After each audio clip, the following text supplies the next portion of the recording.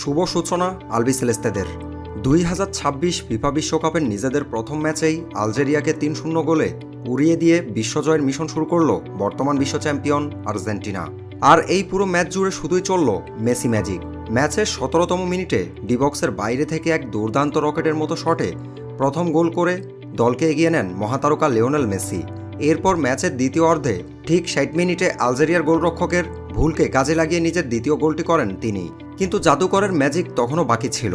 ম্যাচের 76তম মিনিটে আরও একটি নিখুঁত ফিনিশিংয়ে নিজের হ্যাটট্রিক পূর্ণ করেন অধিনায়ক মেসি, যা বিশ্বকাপে তার প্রথম হ্যাটট্রিক। এই 3 গোলের মাধ্যমে মেসি জার্মানির Miroslav Klose all time record ছুঁয়ে বিশ্বকাপে যৌথভাবে সর্বোচ্চ 16টি গোলের মালিক বনে গেছেন। এই দুর্দান্ত জয়ের ফলে 3 পয়েন্ট এবং প্লাস 3 গোল ডিফারেন্স নিয়ে গ্রুপ জে এর পয়েন্ট টেবিলের 1 নম্বরে উঠে গেছে আর্জেন্টিনা।